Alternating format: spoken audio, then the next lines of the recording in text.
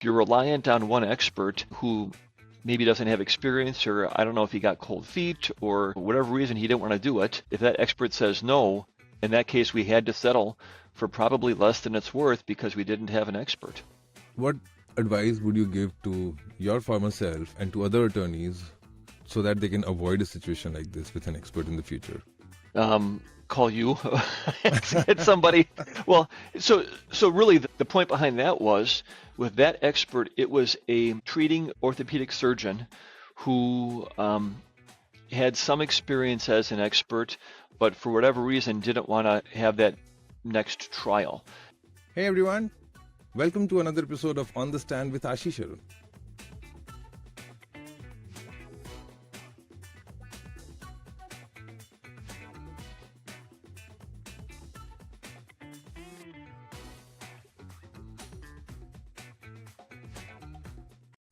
Today we have with us attorney Jon Groth, the visionary founder of Groth Law Firm, a practice that's celebrated for its relentless advocacy in personal injury law and its groundbreaking work in niche areas like vaccine injury claims. With over 2 decades of experience, Jon isn't just a lawyer, he's a strategist and a trailblazer. A Marquette Law School graduate, he's argued before the Wisconsin Supreme Court twice, secured multi-million-dollar verdicts for clients, and earned accolades like Super Lawyer and Rising Star, a testament to his peerless reputation. But what truly sets Jon apart is his innovative spirit. From trademarking his firm's slogan, "One click, that is it," sparking a nationwide legal debate, to pioneering a vaccine injury practice that handles cases as far-flung as Siberia, he's redefining what it means to champion client rights. Beyond the courtroom, Jon is also a community leader who balances family life with outdoor adventures in Wisconsin's wilderness. Today, we'll dive into his journey from a basement startup to leading a multi-attorney firm, his insights on expert testimony, and how he merges cutting-edge tech like FileVine with old-school grit to deliver justice. So please welcome a lawyer who truly gets it, the brilliant Jon Groth. Welcome to the show. Thank you very much. You can call me brilliant as much as you want today. It's great for my ego. I appreciate that. I will not be miserly about that. Well, thanks for having me. Yeah, the pleasure is all mine. So Jon, let's start with your background. Like, did you always wanted to be a lawyer, and what was it about personal injury law that brought you where you are today? When I was a little kid, I wanted to be a pizza delivery man, but that eventually didn't turn out too great. I actually went to college to be a jazz musician. I wanted to play saxophone for the rest of my life, and then realized that I didn't like being cooped up in a practice room for hours upon hours on end. So I got involved in student politics and political science, history, business, and such in undergrad. And then in law school, I wanted to be a criminal, maybe like a prosecutor or a DA in Wisconsin, to kind of put together those two sides of my brain, I guess, the law and then the political side, because in Wisconsin you run for office as a DA. I had an experience where a professor called me out for not doing my homework, and I decided not to do criminal law anymore, and then clerked for a personal injury firm, and I loved it. It was fantastic. Every morning I got up at 5:30 in the morning, drove down an hour to south of the border in Illinois to a law firm, spent the day there, and they were just really a fascinating law firm that I learned a lot at, and just got to kind of peek behind the curtain, and that's where I got the interest doing personal injury law, and then really wanted to do litigation, and I took a bunch of litigation courses in law school, and then eventually got to the point where I am now. Wow. And you started by yourself, and now you have grown the practice to, like more than 30 people. And I was listening to a couple of other interviews you've done and articles you've written, where you also talk about using VAs from different countries in different time zones. So before I dive into the issues of expert witnesses, which is the main theme of the podcast, I really wanted to get your take on today's world where it's all connected with internet, with new age tech that allows people to collaborate across different time zones. What's your experience been like working with people in different time zones, from different cultures, from different countries? Sure. People are people. No matter where you are, if you're in Colombia, in Canada, in Siberia, wherever it is, so you're going to find good employees and bad employees, good team members, bad team members. We have um, uh, team members who are in Mexico. We have team members who are in the Philippines. I wish it was less expensive that we could fly everybody here every few months to have a better, kind of community feel. We try to fly our team members here at least once a year. We flew one of our team members from Mexico up here. We've had a good experience. The only problem we have is the American tort system is different than a lot of other countries. So trying to find somebody who can understand that and really have a paradigm shift as to how we do things here and can understand liability insurance, underinsured motorist, uninsured motorist, med pay, health insurance, all that. The real key is finding somebody who enjoys learning, isn't afraid to ask questions, and will eventually get it. But that just takes training. And if you have somebody who's willing to learn and sit through classes upon classes, you're going to find somebody that's good. And we have people in Mexico now and people in the Philippines now who really are fantastic members of our team. And it doesn't matter. They could be in West Dallas, Wisconsin, because, like you said, technology is such that you see them on a screen just like you and me, and they could be next door, 10 feet away, or in fact, they're thousands of miles away. And that's true. I think the primary quality that makes a good employee or a good team member is their willingness and their curiosity to learn new things and to ask questions. I completely agree with you on that. So let's talk about expert witnesses. I have been in this field for a good 16, 17 years now. And there's this one phrase that I keep hearing and we keep using. It's probably the favorite phrase in the industry, that an expert can make or break a case. And more so in personal injury cases, where a lot rides on the expert, right from being able to find the right expert to be able to challenge and get the other party's expert excluded. So what's your take on how experts contribute to personal injury litigation? And what is your approach to selecting the right expert witnesses for your case? You really have to understand personal injury law and what we're able to present to a jury. What I tell clients all the time is that I want to put the entirety of your case in front of a jury. I'm only allowed to put the future parts of your case, so your future loss of earning capacity, your future medical expenses, before a jury, if I have an expert to say that. Just you saying, I don't feel good and I think I'm going to have problems in the future isn't going to go anywhere. The judge is going to require us to have a doctor or a professional say to a reasonable degree of medical probability, meaning more likely than not, that X, Y, or Z is going to happen in the future. And only when that is said will we be able to present that evidence before a jury and ask for more money. Whenever you're able to ask for more money, the value of the case is going to go up because there's risk that the insurance company has to then deal with. So that's where it really makes or break a case, and it's something that you need to know early on. Do I have the ability to ask for those things, at the end of the case? A couple different things. You're looking at liability experts, you're looking at damages experts. So the liability experts we deal with all the time. I just had a Zoom meetings last 2 weeks with a liability expert about an accident reconstruction. Somebody who's an engineer whose job it is to look at how a crash occurred and see what color the lights are, how fast people were going, all that kind of stuff. And that you hire those kind of experts right away so you can see whether it's a case that we should actually be taking, because sometimes the police get it wrong and they may have somebody at fault when that person isn't, because science is right. So you have those kind of experts, and then you have other experts that are doctors or a vocational expert, a legal nurse consultant, something like that needs to get involved at the midway point of the case when a client's maybe still treating or on the end of the treatment plan, so we can analyze what the future care is going to be. So they're invaluable with a case, having somebody who's there. And I can tell you stories. I had a case 20 years ago where an expert destroyed my case because expert wrote a report. My client was treating with this doctor. Doctor said, I will help you. And then when it came down to getting ready for trial, I called the expert and he's like, not doing it. It's like, well, but all you have to do is just read your report. That's all I need you to do. He's like, I'm not going to do it. I don't know what to do.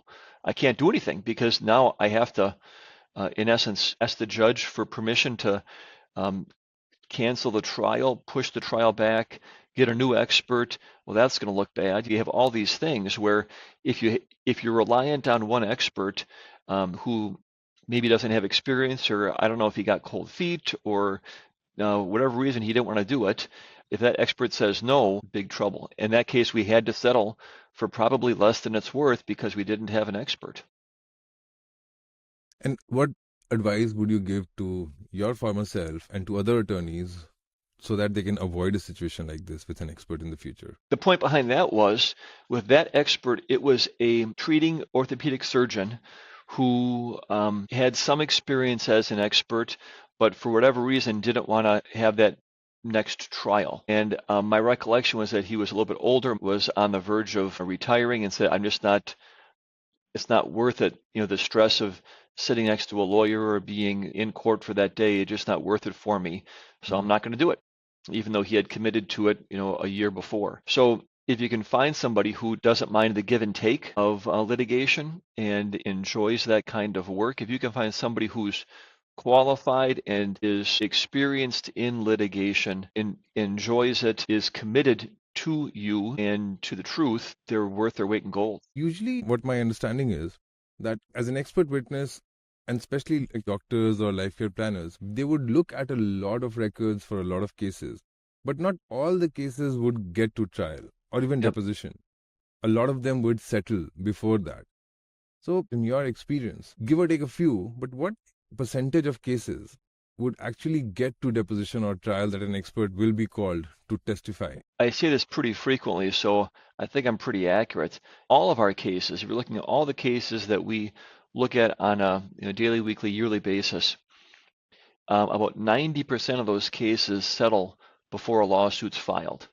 And then of the cases where we file a lawsuit, about 95% of those settle before trial. So we've had one trial this year. Last year, we were supposed to have some trials. They didn't go. They were actually pushed back. So we had no trials last year. So, I believe we're scheduled to have 4 trials this year. We already had one, so 5 total. But we have plenty of cases that we filed that will probably settle at mediation, and many of them that are going to settle before any depositions are even taken because you file the lawsuit and then you get more information, and then right away there's negotiation that takes place. So the chance of getting the trial nowadays is pretty slim. Yeah. So when you're looking to pick an expert witness, and you'd probably come across several options depending on the area of expertise you're looking at. So what attributes do you usually look at when you are picking one after you have spoken to them or looked at their CV? Like, what's your process? If you can just walk us through that. Sure. So specialty number one, do they have experience in this particular science or area of expertise? Do they have experience testifying is great, but it's not required because we can always help them through that and understand just vaguely, what's going to happen. And there's lots of YouTube videos out there of people getting deposed, so that's not very hard to, have them understand. And certainly when you tell them all you have to do is tell the truth, it becomes a lot easier, right, to sit down there and get deposed. And then just your general demeanor.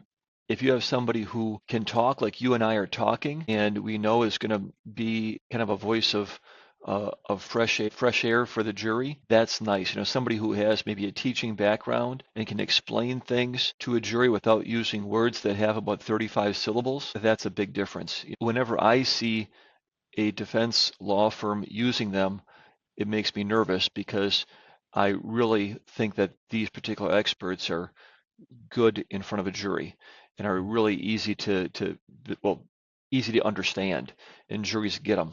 That's really important, is being a teacher, being somebody that can identify the complex and make it easy to understand. A lot of experts also talk about trying to maintain or be as close as the 50-50 ratio for plaintiff and defense. Do you really care about that? is it truly a factor for an expert when you are looking at experts or when juries are looking at an expert, or this is something that is very subjective and it's all in the expert's head? What's your take on that? Yeah, if I see an expert, because there are a few experts in Wisconsin that do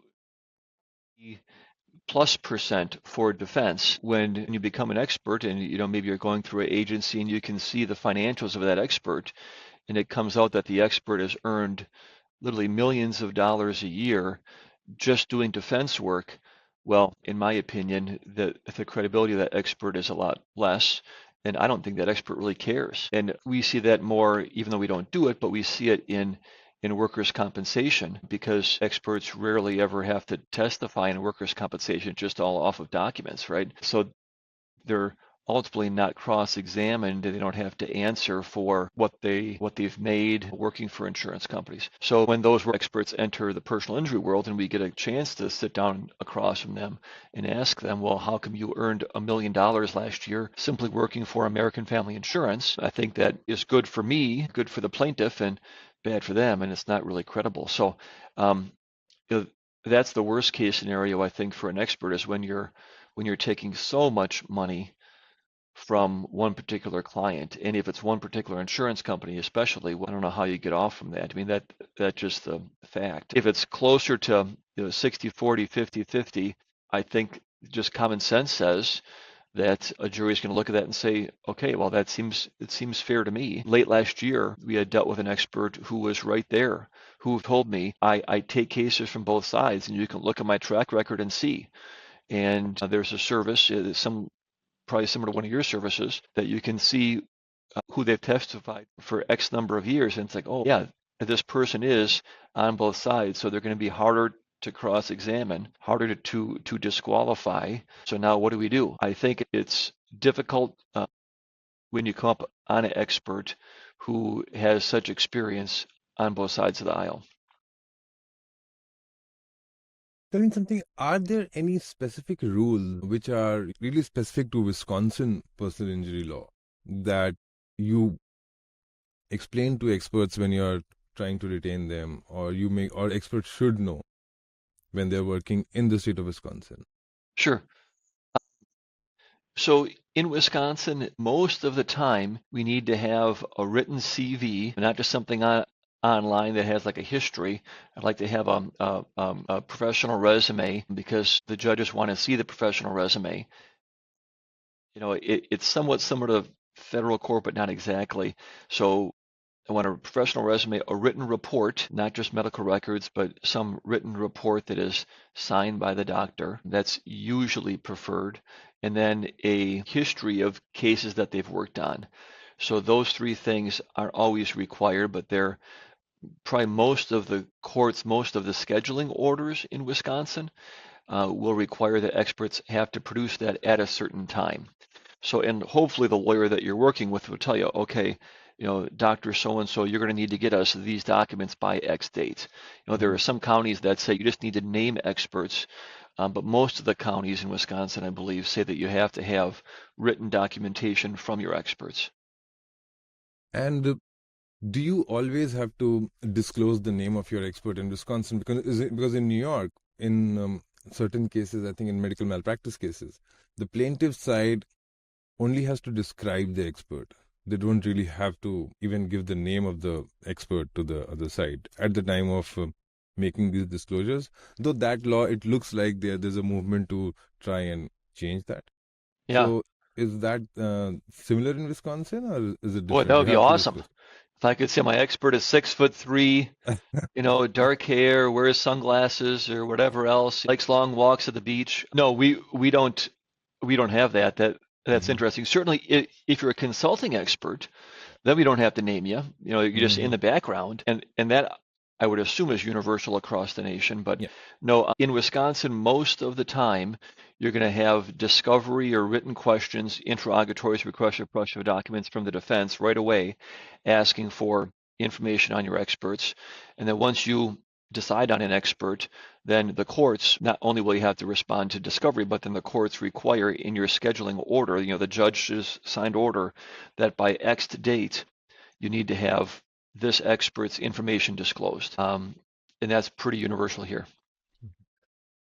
Another key aspect that working with experts involved is probably the experts retainer agreement. Now, this is something that is a hot topic of discussion in the expert community as Okay. to, what should be in the retainer agreement, what should experts be careful about.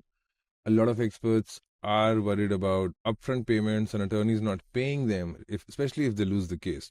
In fact, that was a key recommendation that we got from another trial attorney who we had interviewed a few weeks ago, that always try and make sure that you get paid upfront when you are being I think retained. that makes sense for anything, right? We had some work done in our Mm-hmm. kitchen, and the guy wanted 40% down or something, and then, Yep. X amount when he was Mm-hmm. two-thirds of the way done, and Yep.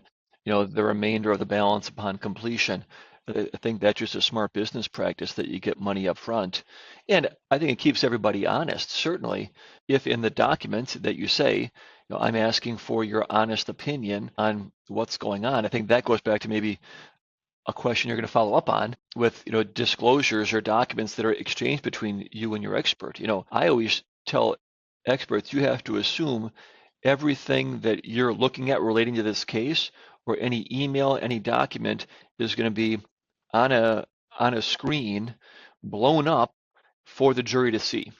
So if it's communication between you and me, even if it's the very first letter saying, hi, I'm Jon Groth, I want to Yep. talk to you about a case, that's going to be blown up on a screen. So a jury is going to look at that and say, well, what did they mean? What exactly are they trying to get from this communication, right? So having that out there, I think, is the honest and truthful way to work. And it kind of makes sense that people understand, a jury is going to understand that a doctor could be doing surgery or could be doing research, and they're getting paid to do that, so they're going to get paid to do our stuff. So, do you have one or two pointers that you can suggest to experts that these are like some of the key things that you must have in your retainer agreement when you are working with an attorney?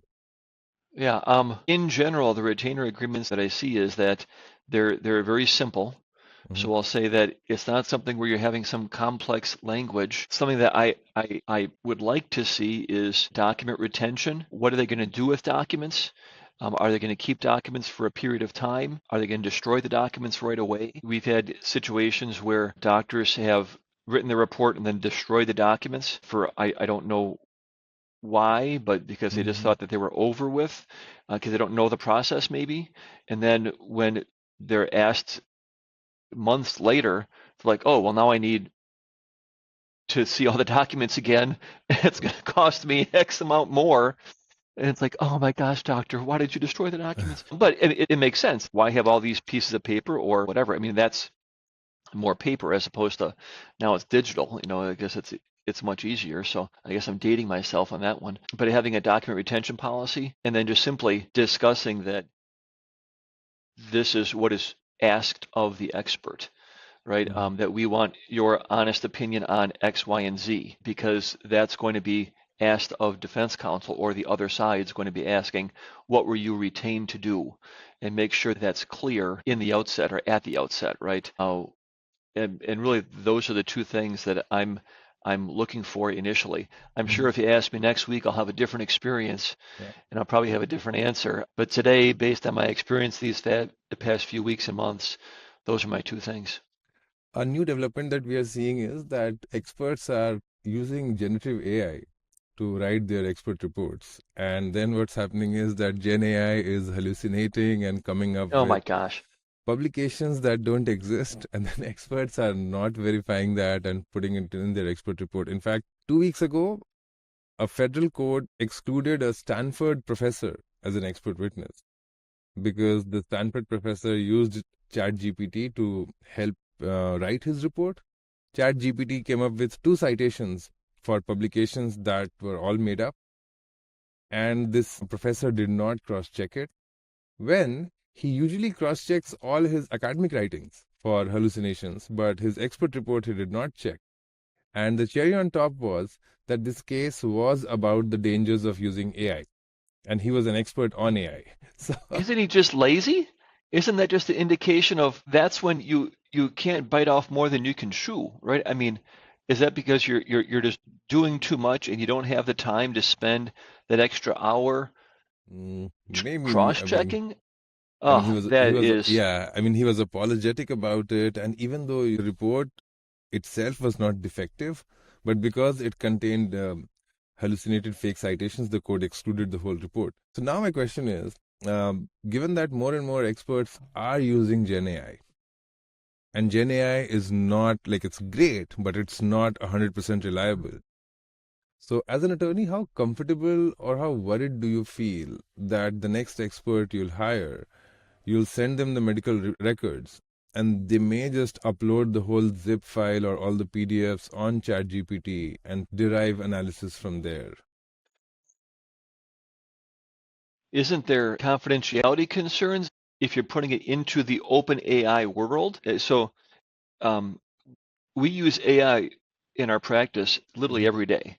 Yeah. But our system through Filevine, and this is a shout out to Filevine, I flew out to Salt Lake last week and met Mhm. with their AI gurus. Ian Elliott and those guys and his team are brilliant or geniuses in talking about how they have their AI in a box. It's not going to search and hallucinate from other Yeah. things. So I would hope that if you're at Stanford, well, I guess it's not true though, but if you're at Mhm. a learned institution, that they have the ability to keep AI under control so it's not going to hallucinate. I guess that's Yeah. a big concern. If you know, I had a conversation this past weekend. There's an attorney who has a case, a nationwide practice, just happens to be in Wisconsin, and they have a case in a different state. And the other side was caught using AI and had some sites from made up Yeah. hallucinations.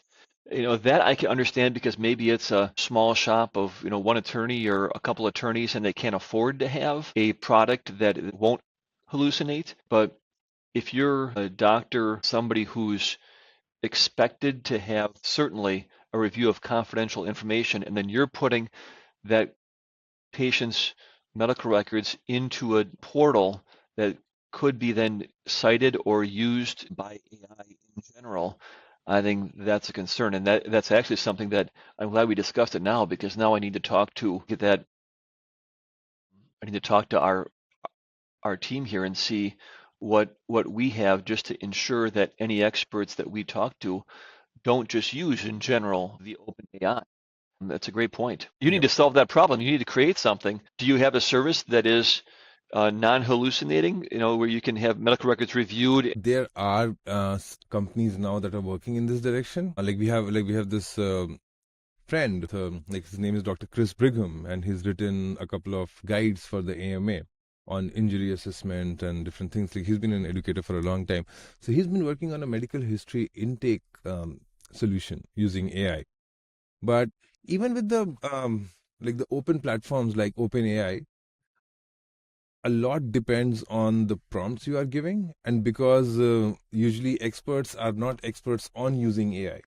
So we can all be very naive in the way we are using AI, and we may just upload the document and not ask the right questions, and then the AI can hallucinate and come back with answers. Even OpenAI has settings where you can check a box that says, don't train on my data, don't train on the chats I'm having or the Okay. documents I'm providing. So you have the ability to turn it off.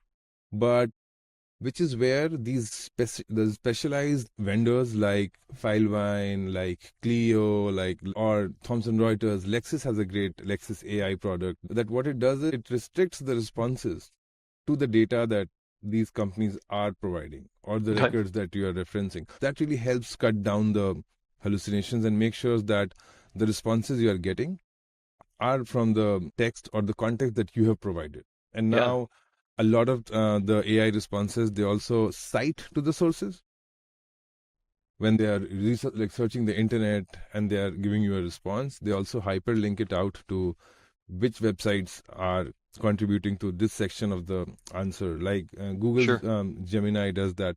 So to answer your question, no, we don't have a product because we are not in that line. We are not offering a medical record reviews tech solution, but we do use AI now to help attorneys quickly find experts, because that's the problem that we've been trying to solve, where we take expert resumes And then we tell AI that analyze the resume, and based on the resume, tell us all the different areas of expertise and their various combinations that this person is an expert on.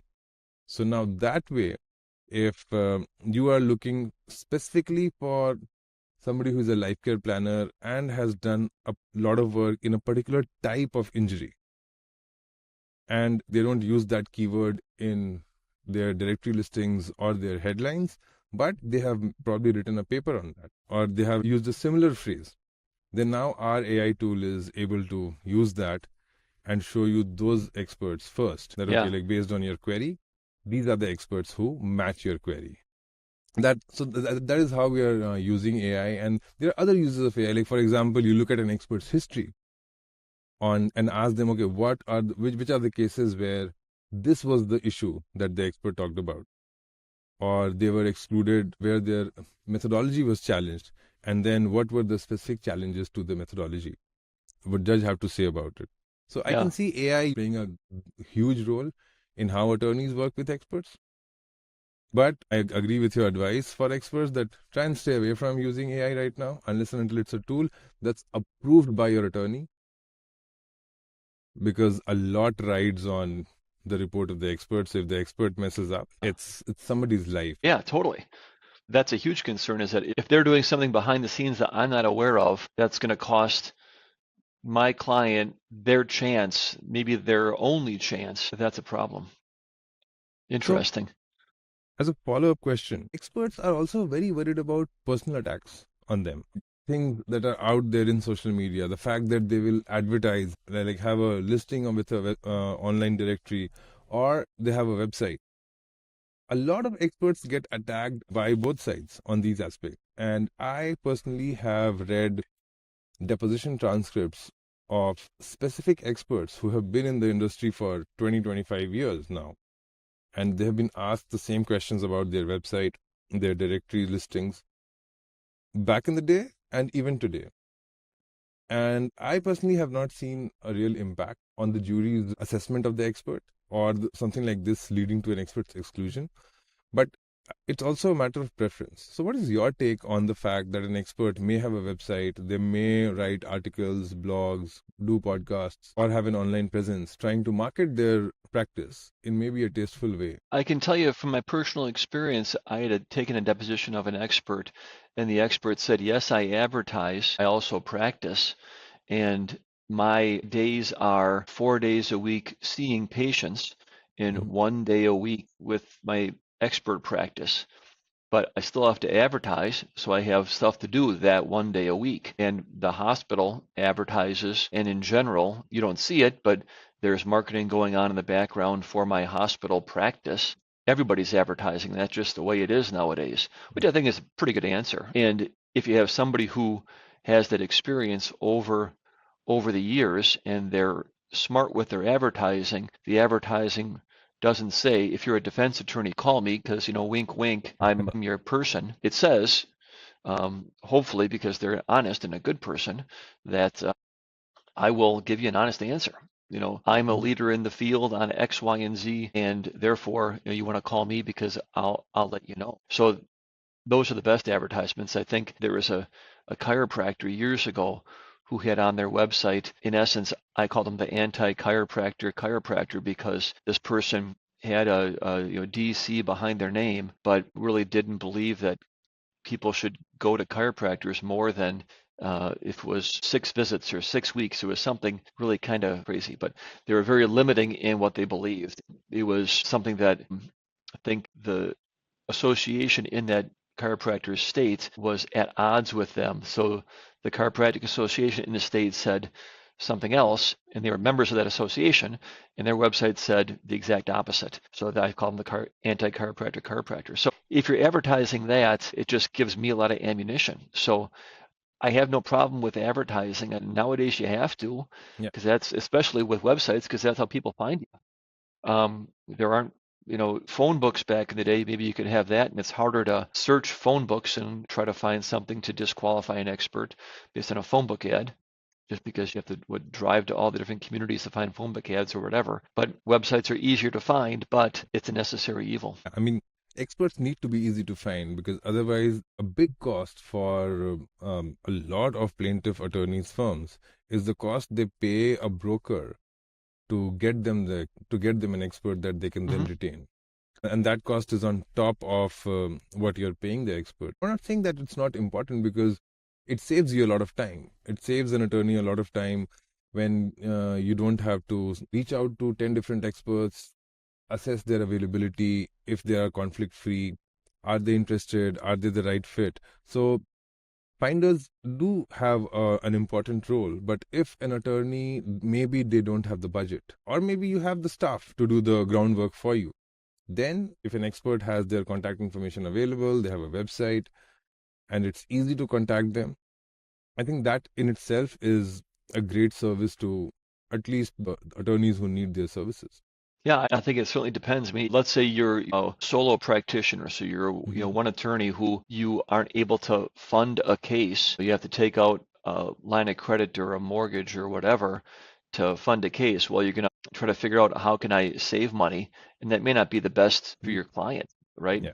So how do you do it efficiently? Certainly, you always want to be a good trustee for your client's money, because ultimately the costs of a case are going to come out of the client's portion if there's a recovery, unless maybe some states have cases where clients are paying for the costs up front, or if Mm-hmm. it's litigation that's corporate commercial litigation, it's a little bit different. But with personal injury, usually if there's a recovery, then the attorney gets paid back for all the costs that were spent in the case. Being able to have experts that you can trust is just so important, and experts you can call, and maybe that's where those agencies will have a bigger benefit, is that you can call the agency and say, I have these 5 questions on a potential case, Yeah. and because they want your service, they'll put you in touch with an expert, give you some hopefully honest answers, and then they want to have you then spend the extra cash to go and use their experts. That makes sense. So, what are some other skills and knowledge areas that you think experts should work on developing to be a better expert? Sure, a good bedside manner, somebody who comes across as a decent, honest person. There's a place for, um, the Sheldons of the world, who's maybe not the most pleasant to talk to. That's fine. But if you can be not only knowledgeable in your area of expertise, but be able to explain that to others, that's a huge deal. There are experts that I go back to time and time again, because I know that they will be able to explain the complex in a really great way. And we've used high school science teachers. We've used certainly college professors more often than not. People who have that experience teaching, I think, is certainly important. In Milwaukee, we have Medical College of Wisconsin. It's a teaching institution, so you have a lot of doctors who have to teach, who have to explain this. They're explaining it to other doctors, but still, having that ability to talk to others is uh, really important. Thanks a lot, John. This was, like a really interesting, very insightful discussion on experts, on the kind of work that you've been doing. We were also able to touch upon the use of AI and the warning that experts, if you want to use AI, make sure your attorney knows, because we are starting to see a lot of cases go haywire because an expert used AI. The attorney probably did not know about it, Hmm. and the other side got it, or the judge got it, and a lot hangs in balance on the expert's testimony. So if you're excluded because of using AI, that's a huge disservice you'd be doing to the client and the attorney who's hired you. Where can our listeners learn more about you, your practice? Thanks. Yeah. Growthlawfirm.com, Groth lawfirm.com. We have a podcast that's Growth Gets It. It's on all the channels, Instagram, TikTok, all that too. So yeah, if you just look for Growth Law Firm, that's our handle for most social media. We're there. We'll definitely make sure to put links to your website and your Instagram and TikTok handles in the show notes so Awesome. our listeners can quickly reach out. Thank you so much for your time today, John. This was everything I hoped it would be, and I hope to be able to do this again sometime. Hey, anytime. I appreciate it. Thanks for having me. Thank you. So that was attorney Jon Groth. We'll be back next week with another guest. Thank you so much. Have a good time. If you found this podcast useful, remember to subscribe and give us a review on Spotify, Apple Podcast, YouTube, or wherever you listen to podcasts. This will help other users find this podcast and benefit from the insights shared by our guests. If you'd like to be featured as a guest on this show, please write to media@xlightum.com. See you in the next episode.